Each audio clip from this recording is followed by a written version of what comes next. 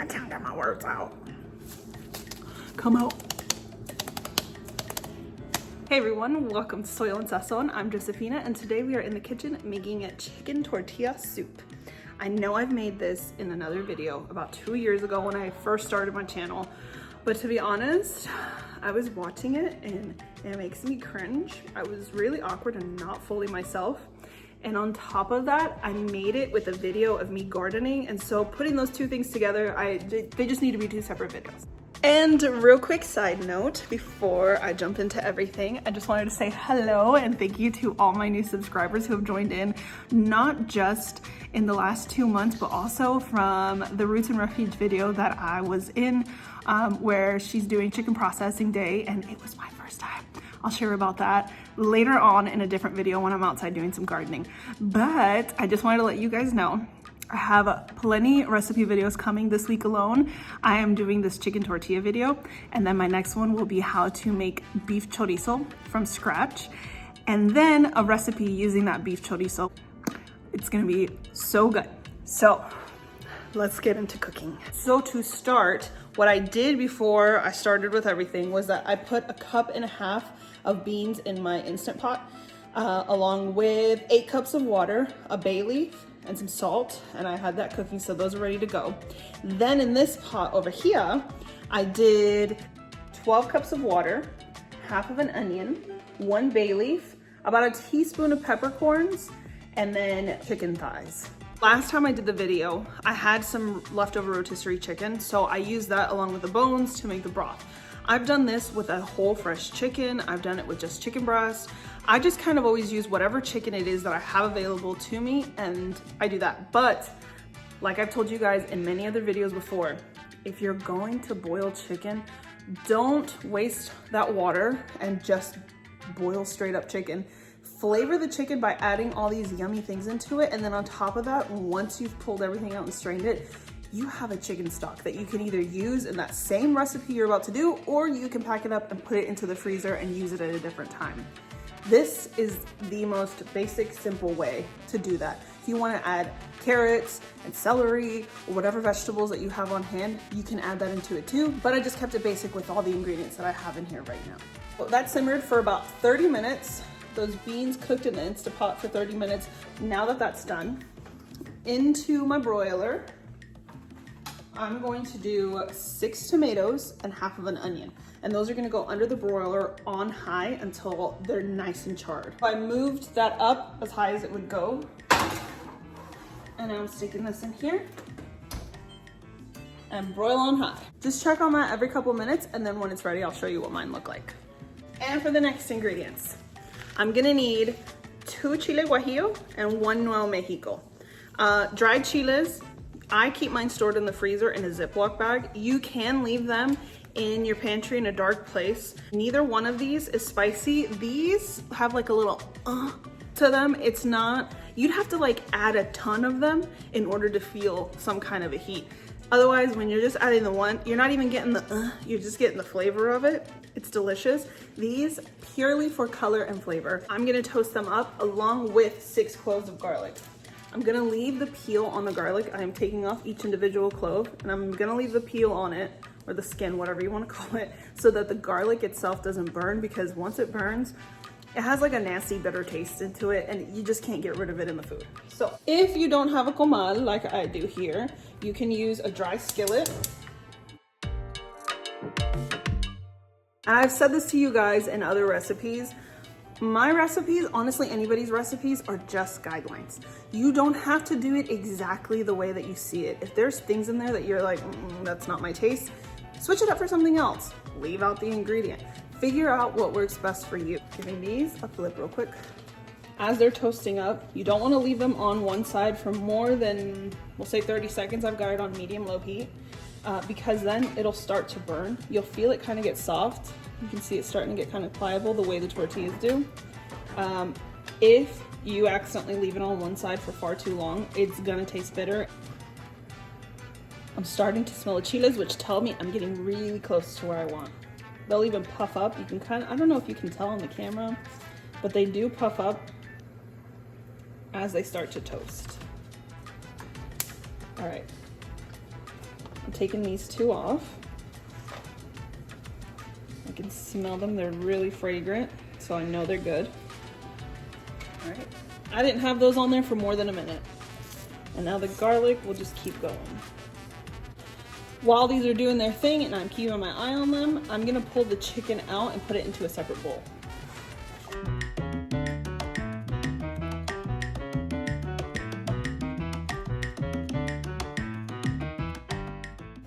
It's been a few minutes.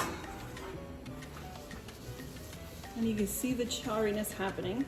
So these I'm gonna rotate, and back in they go to char on the opposite side. All right, pulling the garlic off. You can see the paper has like charring on it. Pull those off.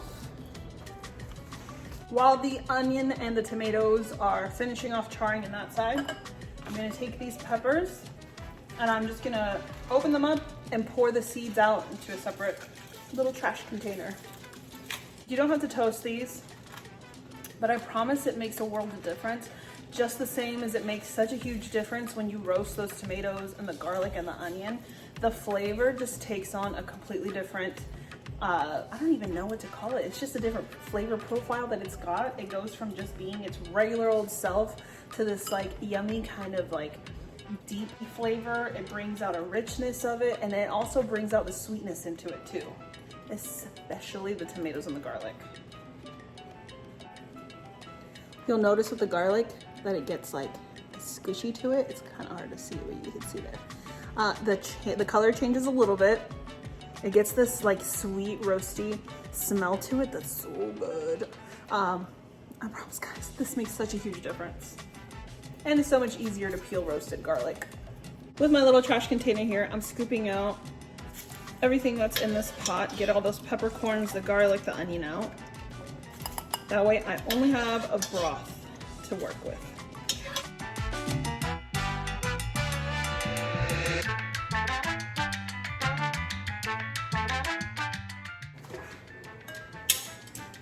Grab some tongs and throw them in the blender. See what I mean about that? Oh, so good. They're gonna be nice and soft and charry and sweet. I'm telling you guys, when you make Mexican food, you don't need all those seasoning packets you find in the grocery store. Half the time those aren't even using actual ingredients that are used in Mexican cuisine, at least not in the right balance. And now we're adding those chiles to the blender too. The garlic. And to thicken it up, I'm adding corn tortillas. This is what makes it a tortilla soup. Aside from what goes on top of it, which is also some fried tortillas, this going in here to thicken it up is what makes it what it is. If you don't want to use tortillas, you can use things like crackers, stale bread, you can use some tapioca starch, whatever it is that you want to thicken it up. But the corn tortilla it's tortilla soup. I also usually add some dry roasted peanuts to this. I don't have any. It's not gonna make or break it, but it's so good when you can add the peanuts into it. So now I'm gonna take a measuring cup and I'm going to scoop some of this broth in here. And between the heat of the broth and the heat of those roasted vegetables, it's gonna help soften up the chiles as they puree. So I did 2 cups and now I'm gonna blend this up.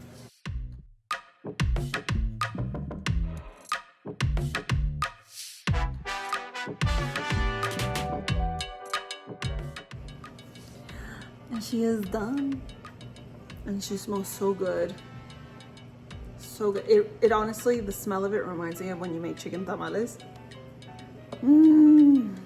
This is gonna get added back into the broth. I've just turned it on.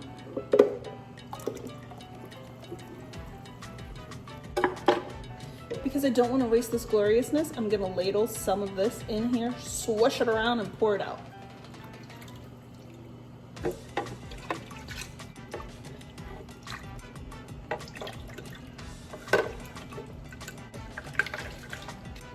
And yes, I am pouring over the blade because I also want to get off what's on that blade. I'll pour this back in. And now I have a mostly cleaned out pitcher. And don't think I forgot the lid. I'm doing the same for the lid. Guys, you don't want to waste any.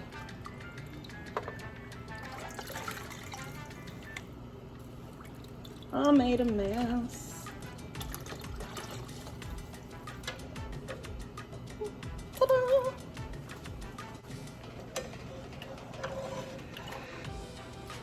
I did add a little salt earlier when I was making into a stock, but I know it's not going to be enough. So I'm going to go ahead and add about a tablespoon worth. I'm going to let that simmer. And then once I add in all the other ingredients, I'll go back and check and make sure that it's enough salt. I'm going to clear out a few of these things before I move on to the next step.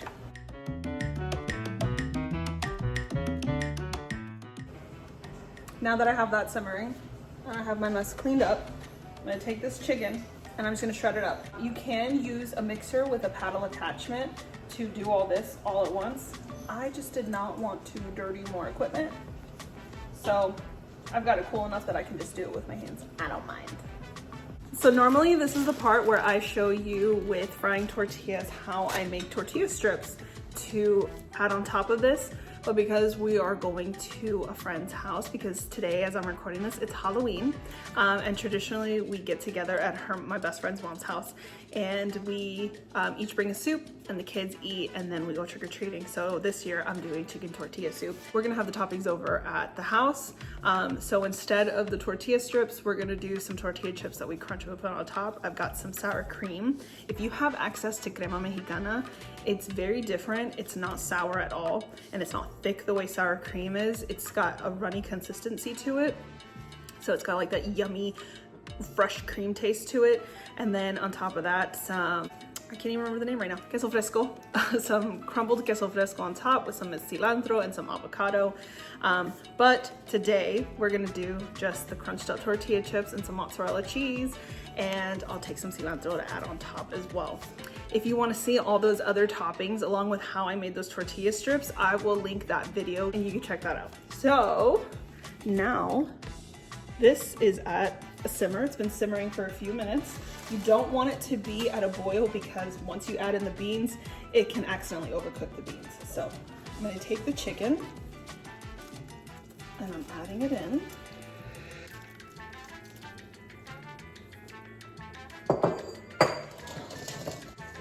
And now with these pinto beans that are fully cooked, they're gonna get added into the soup as well. Beans are optional. I just think it's a really good, cheap way to stretch the soup and get more protein aside from just the chicken. One other thing that I'm gonna add that I haven't added before is I'm gonna add some of my lemon thyme in that I grow in the garden. If you don't have lemon thyme, you can just use regular thyme. But I wanted to give it just a little bit of a different flavor in there. So I'm adding about 1.5 teaspoons dried thyme. We'll see how that tastes, and if I like it, I'll keep doing it this way going forward. If not, it'll just be this one time.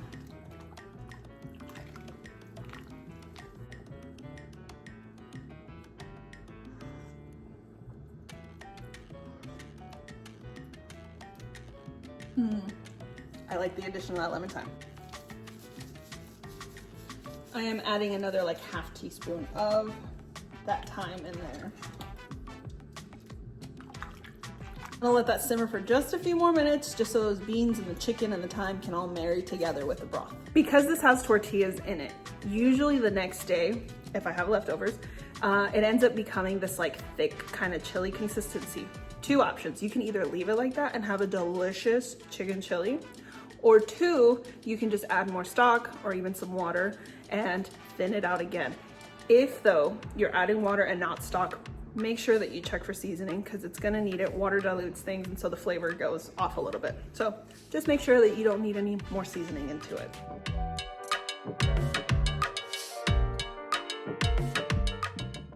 She is now finished and glorious. Take a look at her, take a look at her. Baby, yummy. I will be doing the taste test portion of this video over at my friend's house. So you can get other people's opinions instead of just mine because of course I'm gonna think my food is delicious, but I want you to see from other people that I'm not lying when I say this is so good. This is Bella, my best friend's daughter. She's gonna give her honest review. And there's the other daughter. This is delicious. It's scrumpdilicious. Okay, matter of fact. So good. 10 out of 10 recommends. So you gotta take a bite for proof. It doesn't count if you don't take the bite. Second bowl. Okay, it's my daughter Athena. This is good. Best food ever. So this is Eliza, my best friend's daughter. What do you think? I actually like it. It's really good. I told you, right? All right, Matthew and Ruby Doo, what's your honest review? I don't know.